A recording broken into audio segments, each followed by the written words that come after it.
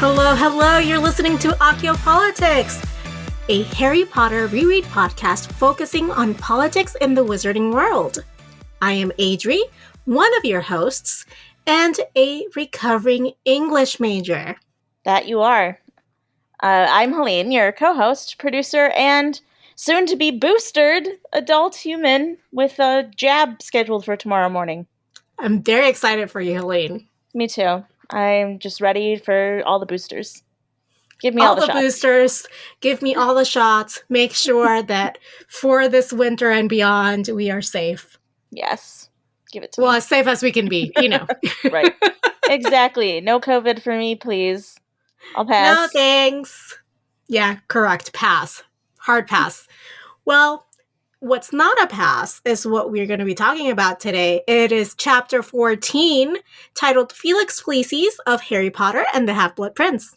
Yes. Yes, it is. Well, this is the one where Harry pretends to spike Ron's pumpkin juice before a Quidditch game with Felix Felicis to help him perform better after his self-esteem is at an all-time low. This is also the one where, yeah, no, honestly, we're at peak Ron this chapter. This is also the one where Harry starts realizing his romantic feelings towards Ginny, and Hermione and Ron finally start to admit their own romantic feelings towards each other. It's a very romantic-heavy chapter. They start admitting it to themselves, I think. Oh, okay. I was like, but do they? Yeah, no, to themselves, not to each other quite yet. But I think they start to finally, play into it a bit more. Yeah. The tensions, they start arising again. Yes, this is a very emotional chapter. Yeah. What a chapter. Harry pretends to roofie Ron for good reasons. Right. Yeah, I mean, I don't know about you, but I didn't really feel like this chapter was inherently political. I mean, there were some parts, I guess. It was hard to find a political politic for this chapter is what I'm saying. No, I agree with you. I think it was because it's so heavily emotional, it shows us, right? Like how emotions can color our view of the world, like how we feel about things, can make us lose objectivity, if you will, and just make us maybe sometimes act like monsters. I'm looking at you, Ron and Hermione. Yeah, I feel like we're going to have a lot to talk about in terms of their specific, how they conducted themselves in this chapter. Not great look for either of them, to be honest with you. Yeah, yep. I expected more from my girl. Yeah, Hermione really, looking back at it now, obviously reading these as an adult, we're going to see such different things than we did when we read these through the lens of being a child for the first time. And yeah, the end of this chapter really, I'll get to it later in the episode, but yeah. It just hits differently. It hits differently. Yeah. You're right. But you know what doesn't hit differently is Ron, because... I knew you were going to say that. I was like, I read this chapter and I was like, oh, well, so tonight's going to be our Ron bashing session. I mean... Let me fortify myself. I did. There were, I will say, and this might shock a lot of people listening right now, there was at least one moment that I can think of where I felt bad for him. What? I know. But in general, he is just very, very self-pitying, and I understand low self-esteem, but this man takes it to a whole nother level. Well, you know. Yeah, it's a lot. Sometimes he makes it into an art form, to be honest. Yeah, this guy really has a knack for making literally everything about him. I gotta say.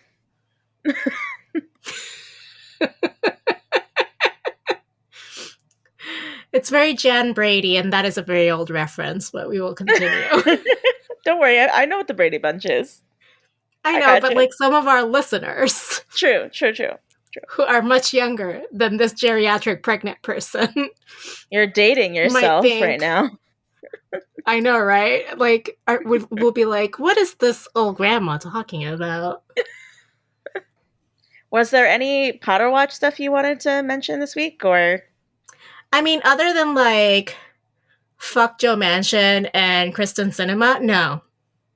Okay. All right. All right. All right. Holding up the vote and like lowering the social spending bill that we desperately need for like a truly progressive agenda. Fuck them. Yeah. I feel like a lot of the news I've been hearing recently is just more of, Facebook is evil, which we already knew and we Oh already have yeah, well talked about that's on like, this oh, podcast. spoiler alert. Yeah. Yes.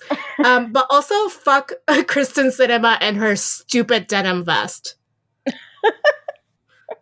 God. Oh, man. I can't. Like, she ugh, she's so annoying. She started out as like progressive Yeah. back in like 2004 or whatever, 2008, and then slowly has become like a Republican light, but like, like a Democrat only in, her party affiliation. Yeah. She's Arizona senator, right? Yes, ma'am. I mean, Arizona is a deeply purple state. I'm not surprised. Yeah, but the people who got her elected, Yeah. not happy with her. Yeah. It's interesting.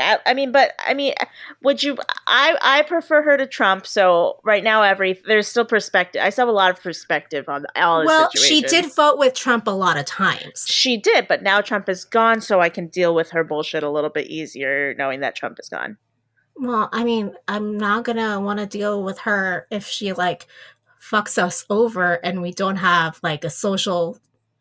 No, I don't want to deal with her at all. But if bill. I have to deal with her, it's just the least worst thing. Ugh.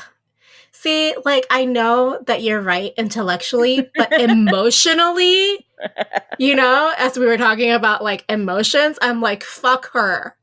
Fuck her. We need someone fucking progressive, and fuck Joe Manchin too, because he has like interests in oil, and that's why he doesn't want to do green shit. We really need to. This podcast has an R rating. The number of F-bombs we're dropping right at the top. I mean, if it's not F-bombs, it's like suggestive like topics. So I feel you. Yeah. It's always going to be like this. Very, very fair. But speaking how emotional this chapter was and how hard it was for you to find a politic, can you just like stop the teasing and let the listeners know what your politic is? Thank you very much. Yes. So, I mean, there was an overarching theme 100% to this chapter. I went with one that was very obvious, at least to me. The only thing was that it wasn't extremely like inherently political. But you know what? Sometimes it's not always going to be political, I guess. So I went with jealousy, which I wrote in my notes just like, this one's a bit obvious. But Harry is jealous of Dean due to his feelings for Ginny that he finally realizes in this chapter. But he doesn't understand why yet because he hasn't really admitted his feelings for Ginny. Yet that's something that we get in this chapter, which of course, I'm happy about. And then Ron is jealous of Ginny for being more quote unquote experienced than him. I wanted to say like sexually experienced, but I felt like that was it's just weird when you're talking. Yes. Yeah, when you're talking about like a brother and a sister. So she's just a little bit more just like life experience. Romantically experienced. Yes, romantically experienced than him. And Ron is also jealous of Crumb for kissing Hermione, which he just now realized probably happened. Even though this was years ago. And honestly, it's happened to all of us, okay? Honestly. Like that moment of like, oh wait. Oh, so that's what that meant? Yeah. Yeah. I mean, like, now that we're older and we're adults and, we understand this stuff, you go back and listen to like a song that you were really into when you were in like middle school and you're like, oh wow, that's what that meant. Okay. Honestly, I was belting like really filthy ballads. Right. I mean, suggestive, not filthy, Yeah. Yes, at like age 5. And now I'm listening back to them going, oh. Yeah. Oh. Yep. Yeah. So that was Ron when he realized that Crumb and Hermione probably kissed at one point.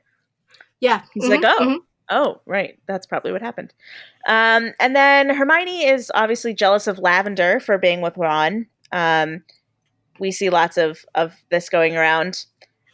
So everybody's jealous of someone, basically, except I guess Ginny isn't really jealous of anyone. Because, you But know what? She's a badass bitch. yeah, she's got all the guys like wanting her. So, and I don't know, like she doesn't. I guess in book 5 she was jealous of Cho, but yeah, in this chapter, most everybody is jealous of someone else, and I just think it's interesting to look at the way that these characters both express their jealousy and deal with their jealousy. So, like, Ron's jealousy manifests in self-pity and misdirected anger at other people, at Ginny, for example, and just a lot of self-pity. Like when I like a lot of self-pity. And then Harry masks his jealousy and turns it inwards and convinces himself that he's the one that's doing something wrong. He internalizes his jealousy. And because he internalizes it, he has like all these weird dreams about it. Yeah, exactly. Yeah. So like Ron, gets angry at random people because of his jealousy, but Harry gets mad at himself and blames himself. So it's very different. And then Hermione's jealousy, as we will discuss and have discussed a bit, is expressed in just pure rage and physical altercation. Honestly, the rage of a woman. Like, that is the rage of a woman who's had fucking enough. Yeah. Hell hath no fury like a Hermione scorned. like a Hermione who's patiently waited. Exactly. So yeah, they all are experiencing jealousy. Usually, in a romantic setting, for the most part, in this chapter, but they all deal with it and all express it differently, which is just very interesting to me. Well, and that's kind of like how you see the differences in, each character, right? Like, how do they deal with the same emotion? Yeah, exactly. Because if they all dealt with the same emotion in the same specific way, then there wouldn't be any differences in their interior lives or in their characters' traits, Yeah, and I think that, I guess this politic is a little bit political because the way that they view the world and the way that that they've experienced the world has informed how they react to this specific emotion, and their view on what is socially acceptable to do in situations when you feel jealous. It's well, and Harry is in a unique position because he feels like under the microscope, and he talks a little bit about that in the chapter, like how he feels like everyone's watching him, right? And he's like under this pressure, and he's always kind of felt that because of his celebrity status that he didn't fucking ask for. Yeah. Yep. And so he internalizes it because he doesn't want to give people anything to talk about. Yeah, exactly. Yeah. Plus, I think he's also not as emotionally mature. Neither is Ron, but like, I think Ron's probably less emotionally mature than Harry. But Harry is definitely at the point where he's like not emotionally mature enough to realize that he has feelings for Ginny, and like that's what he's feeling. And it takes him a long time. It must be hard. It must be hard because that's like your best friend's younger sister who you kind of saw as a sibling until like 5 seconds ago. Yeah. Like it's all a lot for him to process, and he is not great at processing emotions yet. So, I'm not great at it either, so don't shame Harry. It's something that comes with a lot of time, a lot of practice. It's something that you learn growing older, and he just hasn't, he hasn't gotten it down yet. It's fine. Well, so your politic was jealousy. Mine focuses more on the communication side of things. Because last week, I wanted to talk about how knowledge can be used as a form of currency, right? Like literally and figuratively. Mm-hmm. But this week, I want to talk about the different communication types and how our characters can be coy, proud, and even direct in their way of communicating with each other, which can cause tension all around. So, like, Harry doesn't communicate his plan to bolster Ron's confidence, like, not even to Hermione, until after the match is over. But he most importantly does not communicate his feelings for Ginny, to himself, to other people, Yes.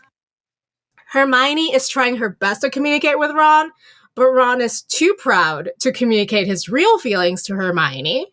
Yep. Ginny, though, is very direct to a heroic effect. Like, she was so funny in this chapter and direct. I was here for it. I'm glad you were, because I had some conflicting feelings about it, and I didn't want to, like, I wasn't sure if my love for Ginny was, like, masking some, like, so I didn't know if the way that she confronted Ron was problematic or not. I couldn't really fully tell. I liked it. I think that was a reaction to him belittling her and like using that patriarchal bullshit against her. Yeah, okay, good. Because that's what I also thought that. But then I was like, am I wrong? Am I just saying this and thinking this because I love her and like I have a predisposition? No, he's just being like that because he's miserable, you know? Yeah. Yeah, because that was the one time in the entire chapter that I felt bad for Ron. I mean, I'm not saying that we shouldn't feel bad for Ron, because it's humiliating, right, to have that thrown in your face. I felt but bad it's for also Ron. Humiliating for her for him to do that to her. Yeah, I felt bad for Ron, but I didn't feel like Ginny was out of line. I just felt like, wow, that must have sucked. That must suck to have your sister say this to you. But I also didn't think, wow, Ginny, you shouldn't have said that. You know? Yeah. Same. And then we have, to close out my discussion, Zachariah Smith, who is really letting his thoughts known in his Quidditch commentary. Yes. He is over-communicating, possibly. He is over-communicating to the point where it can affect the Quidditch match itself. Yeah, definitely. I'm really interested in this whole concept of self-communication. Like, I know that you kind of worded it that way because that's like the context of your politics, that Harry isn't communicating this to himself. You feel something and you don't like investigate it further to understand and untangle. I wonder what that's about. Yeah. No, just the whole like concept of self-communication. It's real. It's a thing. It's just like I've never thought about it in that. I mean, I talk to myself all the time. I don't know if this is like a syndrome of like I lived my first 5 years alone. No, but not only just talking to yourself, but like when you feel something and it's unusual or you're not familiar with it, just like checking in with yourself, being like, okay, so and untangling it, like, hey, let's check in with myself and why am I feeling this way? And kind of reflecting on a situation. Like I do this a lot. And maybe it's a byproduct of, I mean, I've always done this a lot, but even more now, like after therapy, that forces you, even when you're not with your therapist, to kind of like, I wonder why I reacted that way. Yeah. And it's like, okay, well, let me just kind of try and figure out what I'm feeling before therapy so that when I bring it up at therapy, like I can have a meaningful discussion with my therapist about like, I'm not just guessing, I've actually sat and thought about it. Well, yeah. And one of the things that I've learned, throughout therapy is like, sometimes like your gut, like instinct of like, why did I react that way? Like what feelings, like how am I in my brain connecting this to a previous incident or trauma? Right. And the first thing that comes to mind is usually the thing. Yeah. And it's usually, a childhood situation. Yeah, that's how it kind of always shakes out, isn't it? Can't wait to be someone's topic of conversation in therapy. Oh, AKA my unborn child. Yeah. I mean, unfortunately, no matter how like good of a parent you are, I think that it's always going to happen. Like we all mess our kids up in some way. We all do it. Yeah, I was telling Seth, I was like, how do we make sure that we mess her up enough so that she's very funny, but not that she's traumatized, like for real? Oh gosh. That's such a great conversation to be having with the father of your unborn child. Oh my goodness. Like, what are the limits here? Like, how do we make her hilarious and like like a hilarious adult, but who is confident and kind? It's hard. And it's a balancing and does not act. have PTSD. Yeah, if you manage that, I will be so impressed. I hope it works out. I will write 10 books on parenthood if I figure this out. Yes. Yeah, man. Okay, so talking about jealousy, what was like the quote or moment where you were like, yeah, this is peak jealousy in this chapter? Yeah. So before I read it, I've kind of mentioned this one part of this one chapter of this one book many times in my stint as co-host of Accio Politics. I always reference it as like, the chapter of like the metaphor of the monster inside Harry's The Great stomach. Awakening. Yes, because reading this is the one chapter where like it slapped me in the face that I didn't realize I shipped Harry and Ginny until Harry realized he shipped Harry and Ginny. Well, you are in Harry's journey, Yes. Helene. Is what that means. Exactly. So for jealousy, the specific quote that I picked was, "It was as though something large and scaly erupted into life in Harry's stomach. Clawing at his insides, hot blood seemed to flood his brain so that all thought was extinguished, replaced by a savage urge to jinx Dean into a jelly. Wrestling with a sudden madness, he heard Ron's voice as though from a great distance away." Yeah. I mean, this is just like a beautiful, like, explanation of what like pure jealousy feels like. I know this isn't part of your quote, but like there's another part in this chapter that talks about how like the beast was appeased or soothed by the image of him kissing Ginny. Yeah, it was like purring. It talks about the beast purring. Yeah. Yes. Yeah. Yeah. This whole metaphor that I think it continues throughout the book too. It's not just in this chapter, but it's a lot in this chapter. Like this whole metaphor really stuck with me. This metaphor is part of the reason that this is my favorite book. Okay, I see that. I can appreciate that a lot. Yeah, it's really like it really like hit something in me when I was younger reading this book for the first time. It stuck with me all these years. You know, it made an impression on you, and now you have the chance to be like, this is why. This is why. And you went for it. I love it. Yeah. So what about communication? What quote or moment? So, of course, we talked about how, like, Harry, like, pretended to roofie Ron for his own good. Yeah. The placebo and this is the moment effect. where... Yeah. So this is the moment where he, like, comes clean and is like, yeah, I didn't do it. Yeah. So it says, "I didn't put it in," said Harry, grinning broadly. He slipped his hand inside his jacket pocket and drew out the tiny bottle that Hermione had seen in his hand that morning. It was full of golden potion, and the cork was still tightly sealed with wax. "I wanted Ron to think I'd done it, so I faked it when I knew you were looking." He looked at Ron. "You saved everything because you felt lucky. You did it all yourself."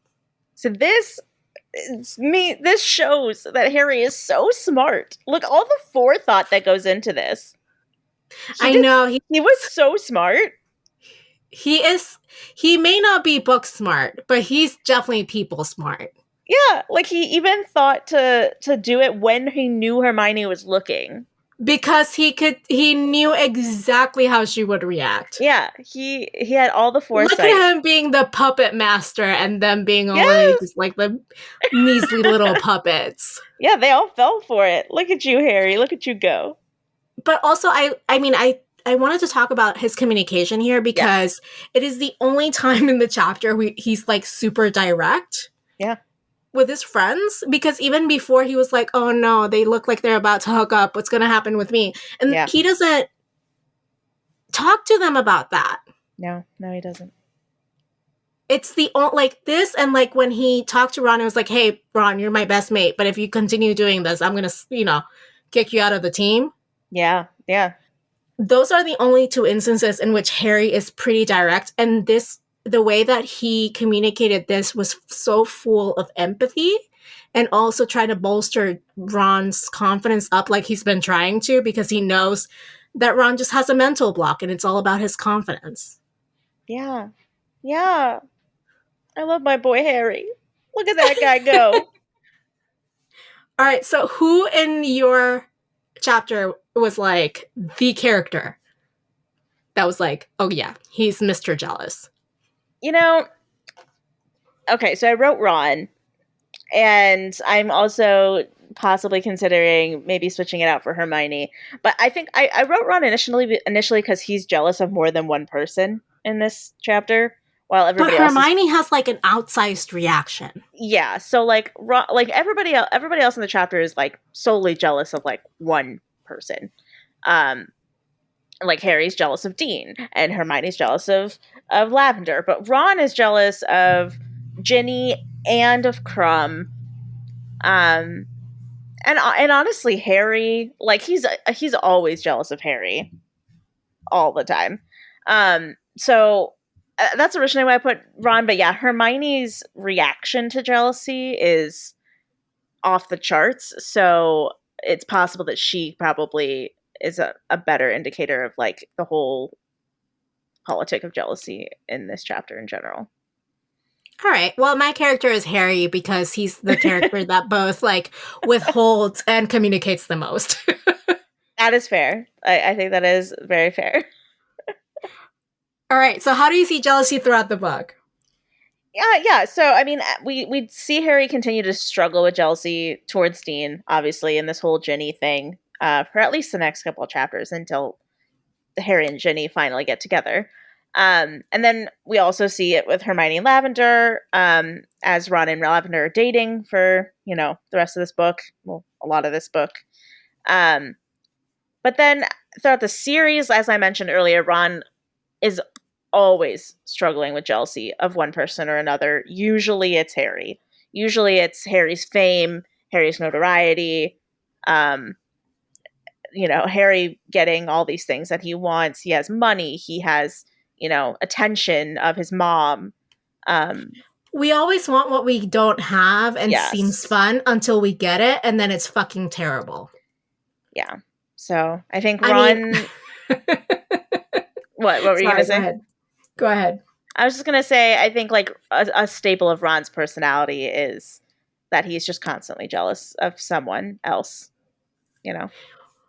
Well, it just Ron's like whole jealousy shtick with Harry reminds me of this one colleague I had who was always like, "Oh man, I am so jealous that you get to like take these like business trips.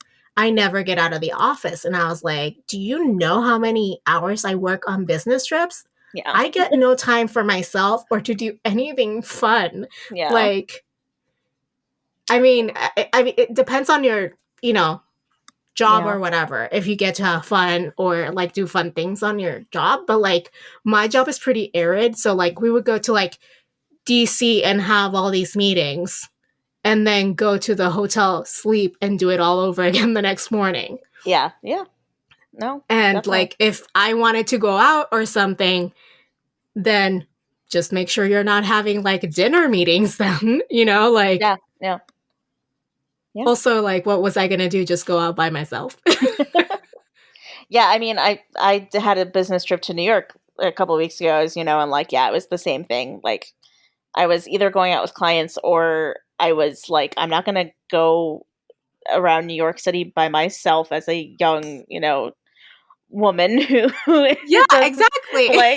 Like I'm just going to sit in my hotel room because if I go try to travel New York City by myself at night, I'm going to get mugged or kidnapped or something. So well, it's like, yeah, I'm in DC and like I'm alone and I don't know a lot of people there. Yeah. And like it's like, what do you think we do on business trips, man? Like just chill?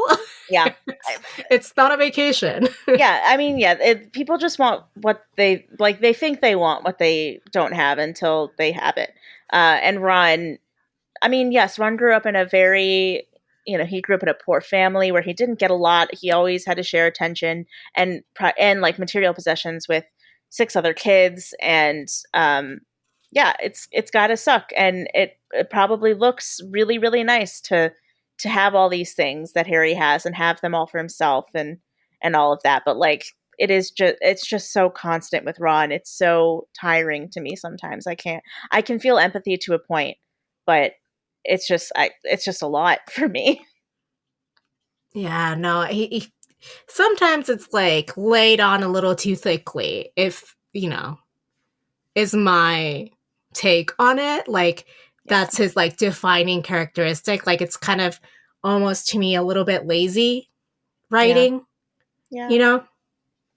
Yeah. We could have done more with Ron as a character is what I'm saying. I agree. But what about communication? How do you see that throughout the book? Okay, so I think that throughout the book, there's like this delicate balance of communication, especially even if we like zoom out, like in the series, because without like communication, miscommunication, or withholding of things, there's no tension in the plot. That's just how fiction works, right? Yeah, exactly. If everyone said everything they knew all the time and were very helpful, then what are we doing? Also, Albus Percival Wulfric Brian Dumbledore would not exist as a character. Like he would be just a chatty Cathy, like just saying everything all the time. Yeah. Plus, like, I mean, I don't know about you, but every piece of fiction, TV show, book, whatever, that I've consumed, the characters that over communicate are like seen as really annoying. It's the ones like, for example, like I'll get to this in my media, but like I've been watching the OC, and like in season 4, you have Ryan Atwood who doesn't communicate anything, and he's a much more compelling character than say Taylor Townsend, who over communicates everything. I mean, and people find her annoying. I'm gonna hit you without even like fresher reference. Like, why do we love Roy Kent? Because he doesn't communicate. Because he can't. Because he's like a grumpy man who doesn't say what he's feeling until he's like backed up against the wall. Because you feel like you have to work for it. Yeah, he doesn't. Yeah, you have to. Like, you feel like you have to work for his like expression, and then when he finally gives it to you, then it feels earned, right? Exactly, and also because we love how sexy he looks when he's growling. Well, he's just sexy all the time. I love him so much. It's just like, but he's like mostly growling all the time. Exactly. Yeah, no, I mean, communication is definitely like a really big plot point in a lot of things, and miscommunication for sure is one of the big plot points and things. Yes. And like I don't think this person needs to know this, so I'm not going to communicate it. Meanwhile, the person really needed to know it. Because, without that, there's no tension, right? In fiction. And that's at a macro level is what I'm kind of looking at. But at a zoomed in level, in this book, both Harry and Dumbledore withhold and communicate different things to further their individual agendas. Like Dumbledore is like all of a sudden like Miss Chatty Cathy about certain things that like further the Dumbledore agenda, but he doesn't like conveniently he doesn't tell Harry like, hey kid, you're probably gonna have to die. Yeah. Because he left that to like the end. Like Harry's gonna figure this out by himself, because it's gonna ruin my fucking plans. Because then Harry's gonna be like, fuck no, and then run away. Sorry, I got distracted because Albus is screaming behind me. My Albus is being over communicative. What a dramatic bitch, and I love him. I know. Stop communicating to me. I'm recording a podcast, even though we're talking about communication. Maybe he has some like spicy thoughts on Dumbledore. You don't know. He probably does. It's his namesake, after all. Mm-hmm. He probably has insights we don't. Exactly. Well, talking about communication, let's communicate our thoughts on Dementor to each other. And chocolate. Yes. Let's talk about our Dementors and chocolate for the chapter. All right. My Dementor is so silly. I am so sorry, everyone. Okay. But I can't. It's something I can't let go. I can't let it go. I am blushing right now. All right, so I know it, again, I know it's really silly for me to be hung up on this, but I just cannot let it go. But the word pulsating Fair. to describe whatever they were handling in herbology class, I couldn't. I mean, and it happens a lot too. Like they use that word like quite a few times at the beginning of the chapter. Yeah, like it was legitimately more than once. Yeah. And all I could think was, and this is where this becomes Occiopolitics After Dark, like, his pulsating member. Like, Yes. literally the only thing I could think about. Yes, his pulsating member. Exactly. That's what I was thinking about too. Also have that same problem with the word throbbing. Yes. So please. That's just like, I know that there are more things going on in the chapter, but this is where we get to vent. And this is my one thing this week. It's your safe space. Your safe space to vent. I agree. It was very. It at least created a very. It really took me out. It really took me out of the chapter. Honestly, it created a very vivid visual. That's for sure. So I alluded to my Dementor earlier in the episode, but mine is Hermione's choice to physically attack Ron at the end of the chapter, because it seemed like a lot. It seemed out of character also for me.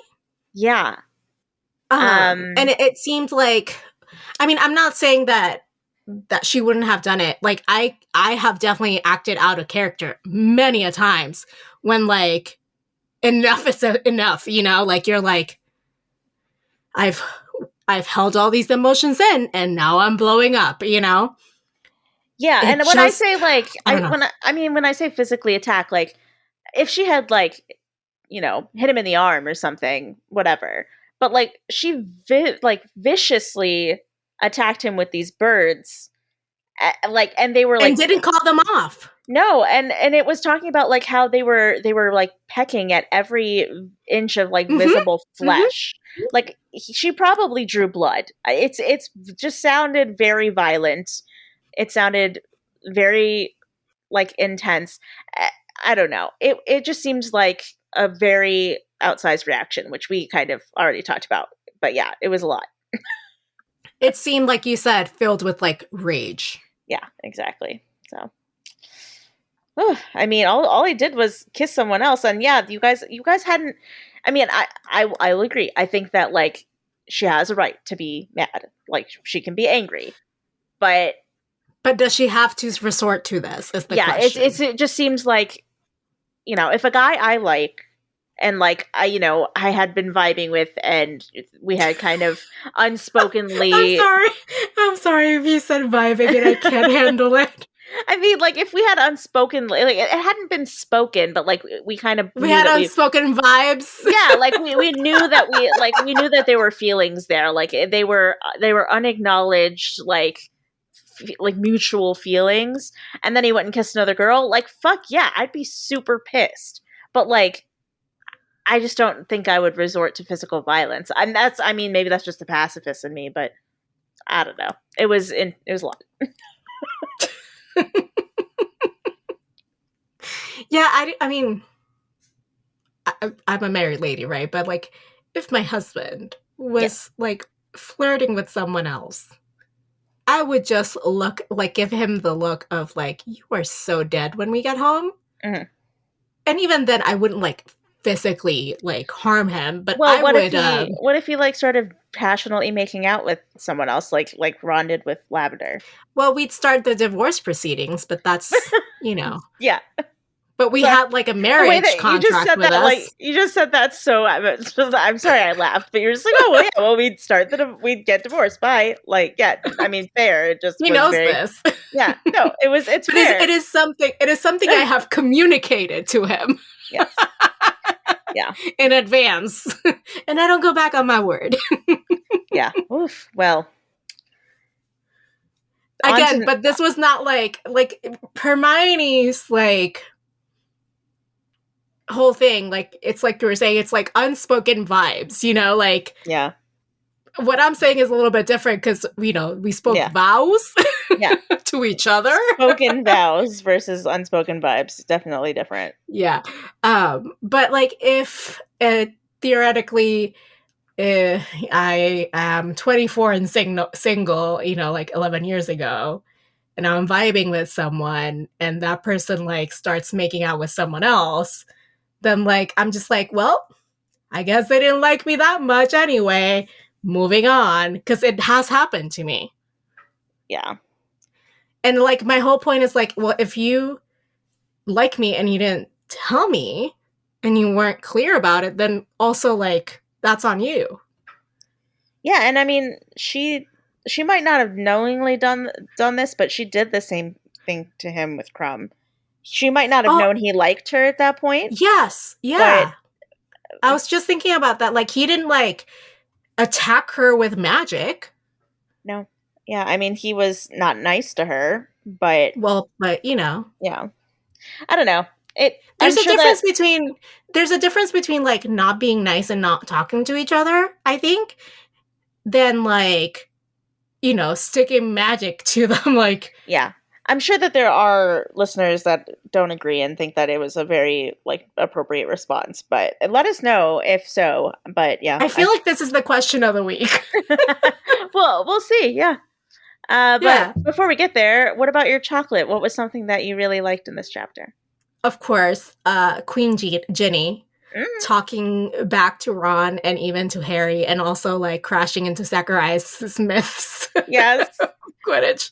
Ginny was just very peak Ginny in this chapter. I really liked it. Yeah, she's like, I don't give a fuck, Yeah. Ginny, you know, like, and I'm vibing with that. Yeah. And she is willing and able to really hit Ron where it hurts when he tries to shame her for expressing her sexuality. Also, like, did not love, you know, that, like, Yeah. patriarchal, like, I understand slut that. shaming I thing. understand she's his sister, and like it's probably hard for him to see her expressing her sexuality because they're related. But Yeah, like, but he doesn't, like, do the same thing to Bill that's true. Yeah, he doesn't. It's different or because she's to a the girl. twins or whatever. Like, he doesn't do this to, like, his brothers. So what's the whole point? Is it because she's a girl? Because she's younger than him? Like, no, get over yourself. Yeah, and I mean, I would get mad just like her. So I mean, good for her for like sticking up for herself. Hell yeah. All right, so what Um, was your chocolate, Helene?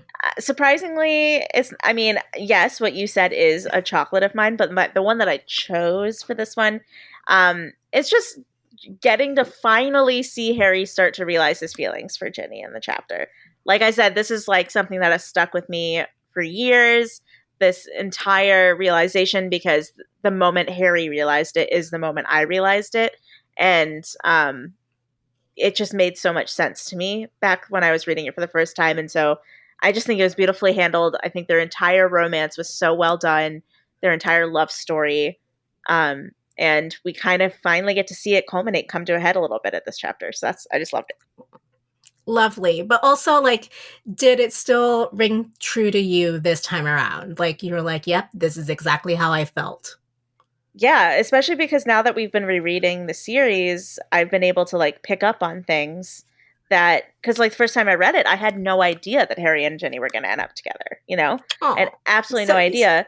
And so now I'm going back and reading it, and I'm like, oh yeah, like this is obvious. Like, oh my gosh, how did I not see this before? So it's nice to see that it actually does check out, and it wasn't just something that she randomly decided that happened to work. it's just like the definition of the slow burn, you Right. know, like Yeah. just interspersed here and there, like little hints, but like built up, like from, you know, even from like book one to this. Yeah. Yep. I Oh, just love I it. love it. I love their love story. In Archaeopolitics, we love love. Love is so spicy. I love it. Love is spicy. And also, another thing we love is our patrons Yes. because they let us keep going. They do. And I've said this before, but you know, they're the door in the middle of the ocean They're the that door. keeps us afloat. Yes. And that is a Titanic reference from the 90s. Well, that was a throwback to older episodes for sure. So it's a throwback of a throwback, Yeah. if I will. Exactly. If you would also like to join our exclusive club that comes with some membership perks that we will discuss pretty soon, Yes. please go over to patreon.com/Archaeopolitics and choose the tier that you can. Yes. So for $2 a month, if you pledge that on Patreon, you're going to get some access to bonus content that we record for you, especially for patrons, every week that the normal people on the normal feed who don't pledge on Patreon don't get access to. So you're going to be really special. And then $5 and $10 a month tiers get you access to actual physical rewards that you can like hold in your hand, just like these amazing stickers that I posted all over our social media earlier this week because I finally received them in the mail and I was so excited. And if you want to see the really cool stickers that Adri cooked up for our patrons this time, go look at it right now because And they will be, they will be going out to patrons by the end of this month. Oh. So if you're a patron and you don't want to get spoiled, maybe don't look, but go look because they're really cool. If you love surprises, don't look. But if you like to know what you're getting, then go look. Yes. It is very much worth it. I love them very much. And go do it. But one of the most like fun things that we do for patrons, other than, the physical rewards, right, are our bonus segments like Helene talked about before. And today we are doing a bonus segment on what if Professor Slughorn had been written as a woman. Yeah. I was making the notes for this one and there were definitely some like interesting insights that came to me when I made these notes that I was not expecting. So I'm excited for this one. Oh, so exciting. Yeah. You know what else is exciting? Getting to hear from our listeners. Every week we ask our listeners a question and they always come through. Oh my gosh. Last week, we asked the following question. Do you think Voldemort is a product of his nature, his genetics, or his nurture environment? Why? Yeah, and like Adri said, like you guys always come through. You gave us some really awesome answers again this week. So I'm going to read a couple of them. Dream Quaffle said, I would definitely lean towards nature. I'm pretty sure we get information outside the canon novels that people who are conceived under the effects of a love potion are incapable of feeling love. The orphanage where he grew up was described as a place that was dismal, but that the orphans appeared to be well cared for. They never say for sure whether he was bullied or mistreated by anybody while he was growing up, so it's hard to assume anything like that happened if they don't specify.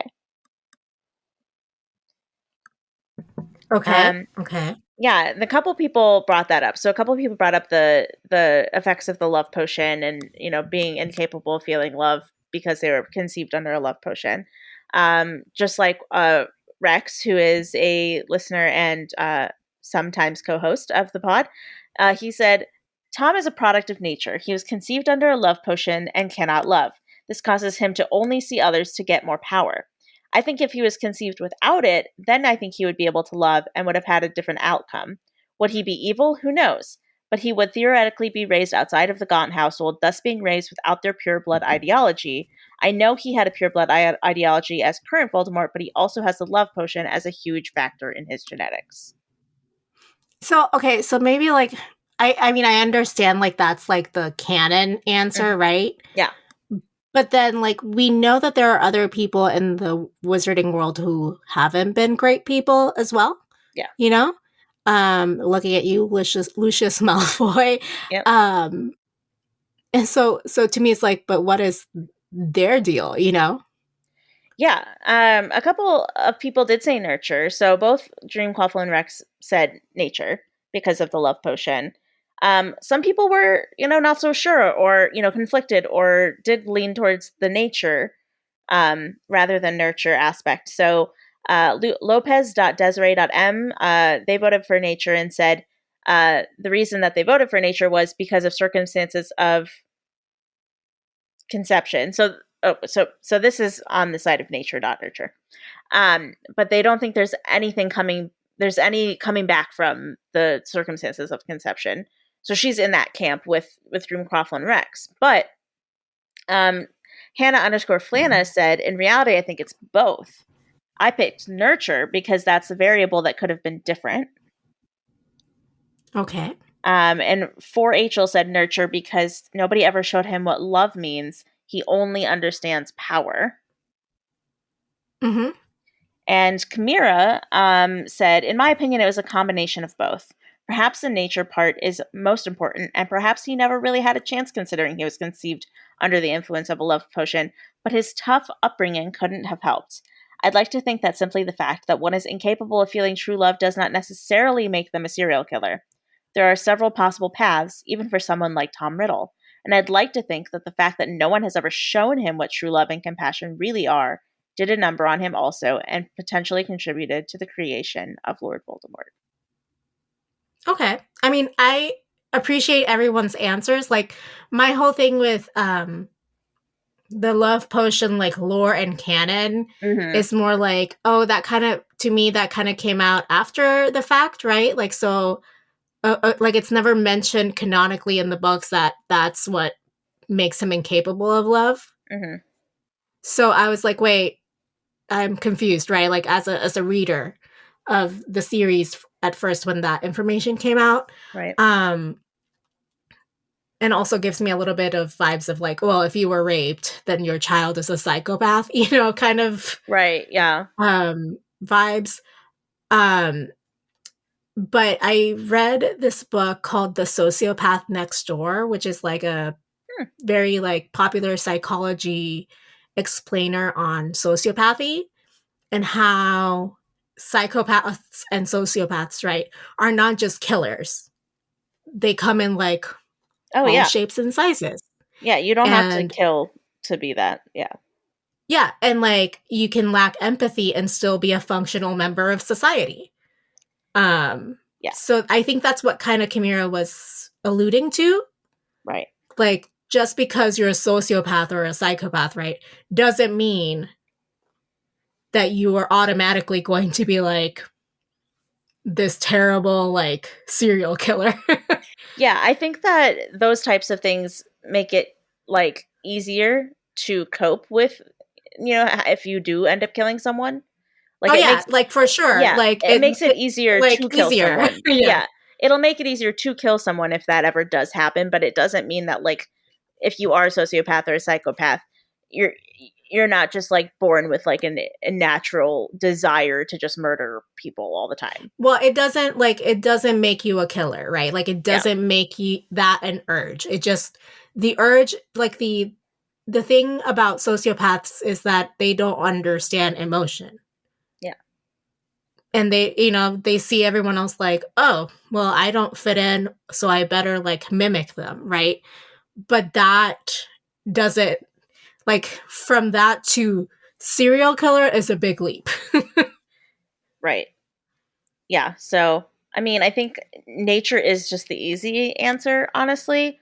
I would definitely be interested in seeing like an alternate universe where, you know, he was capable of feeling love and seeing if maybe that changes anything. But I'm not 100% convinced that it would, because as some of these people, some of our listeners pointed out, no one ever showed Tom Riddle what love was or compassion. He never experienced that in his life, unfortunately. And like, and maybe, you know, maybe by the time he got to Hogwarts, like, most of his formative years were behind him. Yeah. And honestly, it's really, really, really sad to think about. But neither did Harry. Oh, I just thought about that too. Like, it is so sad to think about it, because we love Harry and Harry has become, you know, such a well-rounded and well-adjusted kid. But his entire, all the way up until he was 11 years old, his entire formative years, all he had was the Dursleys, and nobody showed him love or compassion either. And did he grow up to be a serial killer? No. So that is actually probably a argument. Yeah, so for but he nature. was, you know, he was raised by the Dursleys, right? But then he was also not in an orphanage with a bunch of different, you know, other people and like staff that, you know, were perhaps too hurried and like neglectful in a way that can't be helped, right? Yeah. Like, the Dursleys are their own bag of dysfunctional, but they're not an orphanage. That is true. Yeah, it's just, I mean, that's why this question was so intriguing, because there isn't a right answer, I don't think. Yeah, no, it's every time I think I like settle on an answer, there's something else that I think about and I'm like, shit. I mean, I've changed my mind like 4 times in the span of us talking about this. So just in this episode. So like I honestly have no fucking clue what the answer is. And I did like a 4-year degree in psychology and I still don't know the answer. So I don't. You know what that means? You need to go back to school because you need this answer. Yeah. No, sorry, guys. This is not an easily answerable question, which is why it was please good. do your PhD. Like, do your master's or your PhD, and then we can talk about, like, the answer Maybe to this we should question. get, like, a licensed, like, therapist or psychiatrist on this show to talk about it. That'd be interesting. Oh, that'd be interesting. All right, so this week we are asking a question that we've kind of hinted at earlier this episode. Was Hermione justified in sending the birds to attack Ron? Why or why not? Oh, this is going to divide people, and I love it. I love it. Yeah, I'm interested to see whether or not... I am divided myself. Like, half of me is like, hell yes, and the other half of me is like, well, actually. Yeah, it's definitely... I'm expecting a kind of a range of responses here for sure, so let us know your thoughts. Also, I think it like depends like what if I'm having a hormonal day or not, to be quite honest with everyone. Probably same. I could see that also playing a factor. All right. Let's end this conversation on Harry Potter because we got to talk about the media we've been consuming. Yeah. Do you want to go first or do you want me to go first? I'm okay with whatever. Go first. Okay. So literally right before we started recording, I watched the very last episode of the OC. So I finished it, and I'm sad. It has a place in my heart. I have to say, I'm not going to spoil anything, but like there was a huge thing that happens at the end of season 3 that I am so shocked did not get spoiled for me. I mean, this show has been out for like 20 years, like 15 to 20 years. And I cannot believe this didn't get spoiled for me. So anybody who's seen the OC, you know what I'm talking about, the end of season 3. So that was a shock. But then season 4 is like a highly contested season. I can't remember. Have you seen the show, Adri? I have not seen the show. Okay. So it's very, like, a lot of people don't like season 4. And I am in the minority because I actually really, really love it. And okay. I really I'm interested in, like, I wish I was around, like, during the height to figure out, like, why people hate it so much. Because I can see, like, I mean, it's kind of like Veronica Mars.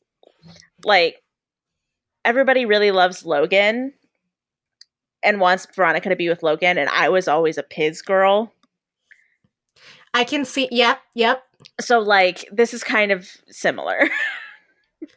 Well, to be honest with you, I was always like more of a Piz girl than Logan. But I can understand Logan's appeal. Yeah. As the reformed bad boy, you know? Yeah, I mean, it's just, there's like this one couple that people really like together, and, you know, having to adjust to somebody different, people might not enjoy. So that's all I'll say in terms of spoilers. Understood. But it is I love it. I was so sad and so shocked to find out that the last season is only 16 episodes, when literally the rest of, like, all other 3 seasons of the OC have been like 25 episodes. They've been like ridiculously long seasons. But the last season, and the one that I love the most, is only 16 episodes. When I got to the last episode, I was like, wait, no, there has to be at least like 10 episodes left. What are you talking about? No. Well, maybe the reason you liked it, to be honest with you, is that they condensed it well. Like, they didn't drag things out. I would have liked to have seen it go on for longer. It was mainly...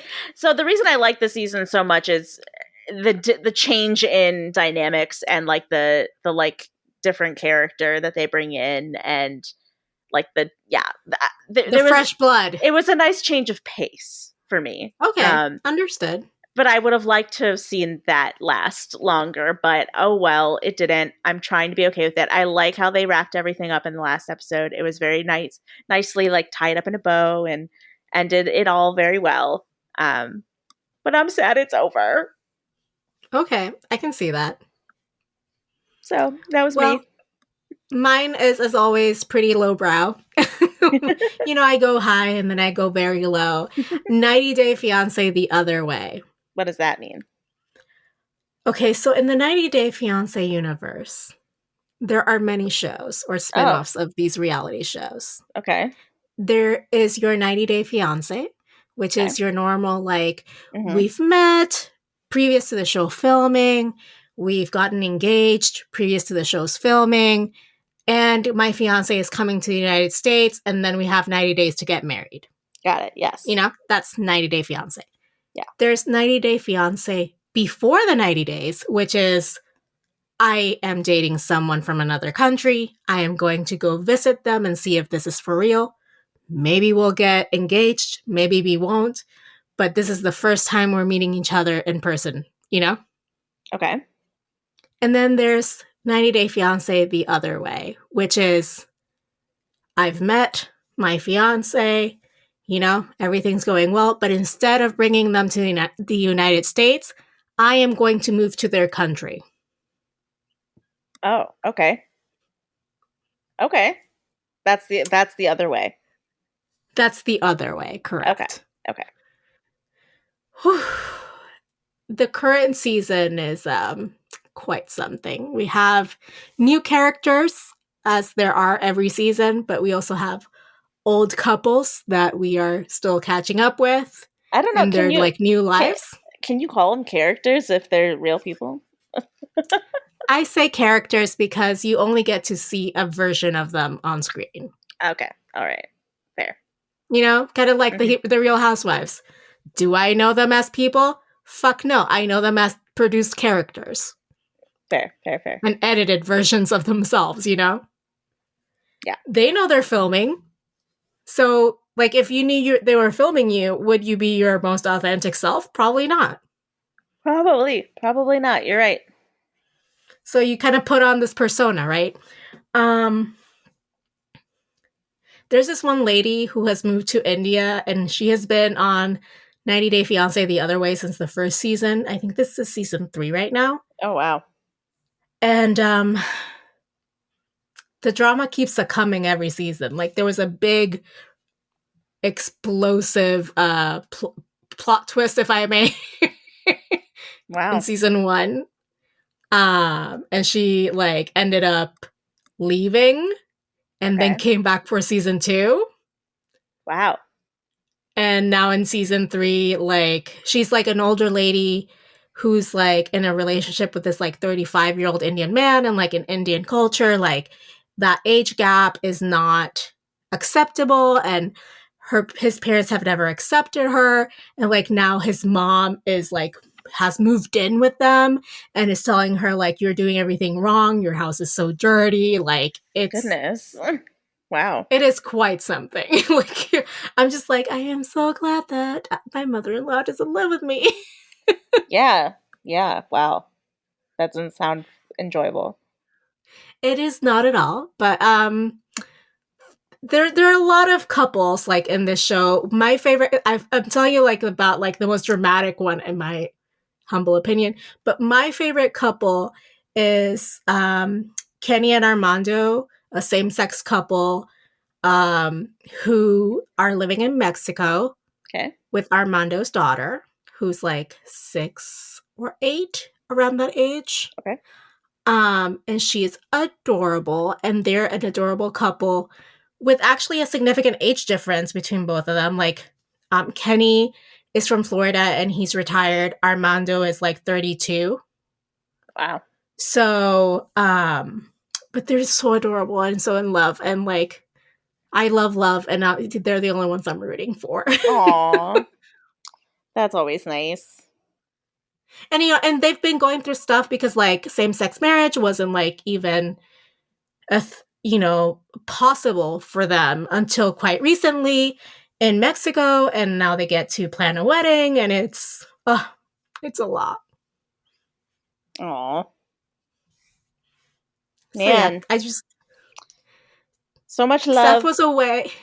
Seth was away for like a weekend, and then I couldn't watch it because I'm not allowed to watch our shows when he's not able I mean, to. that is fair. I think that is completely fair. Correct. And now one of those shows is Grey's Anatomy. So he's like, the more he watches things I watch, the smaller the shows that I am able to watch when he can't becomes. Yeah, that sucks. That's like a double-edged sword there. Like, it's like great when it works, but then when he's away, I'm just like, damn it.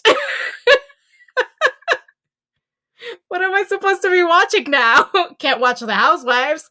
Can't watch Grey's Anatomy. The only thing he hasn't joined me for is Law and Order, so I still got that. Yeah, that's true. Don't let him get into that one. Yeah, just like leave Olivia Benson and Elliot Stabler to me, please. That is It's fair. the only thing I have left. Can't take it from you. Well, he doesn't like cops procedurals anyway, so that's where I'm safe. There you go. That's fair. I still think cops are very, very problematic. I just love Olivia Benson so much. I mean, yeah, Olivia Benson is an exception, I think. And then, they brought back Elliot for his own show, so of course I have to watch it. Mm-hmm. That is it for today's episode. Please join us next week as we discuss Chapter 15 of Harry Potter and the Half-Blood Prince, The Unbreakable Vow. Yeah, I'm excited. If you've enjoyed this conversation, however, please take a second to give us a 5-star rating on Apple Podcasts or wherever you're listening right now. It helps new listeners discover the podcast, and it makes us, your co-hosts, all happy and fuzzy inside. And until then, politics managed.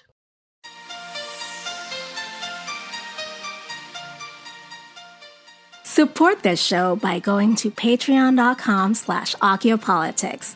Our patrons keep this show going. You can find us online at occhiopolitics.com, and we are at Occhiopolitics on Twitter, Facebook, and Instagram. You can email us your thoughts at info@occhiopolitics.com. Leave us a voicemail at 915-996-1699, and you might just hear yourself on the podcast. Adriana Wilson is the founder and creative director of the podcast.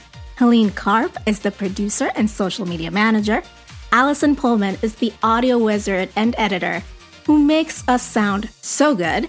Cover art and physical rewards are designed by Adriana Wilson. The views expressed by the hosts and guests are expressly their own and not representative of their employers or associates. Occiopolitics is part of the MuggleNet family of podcasts.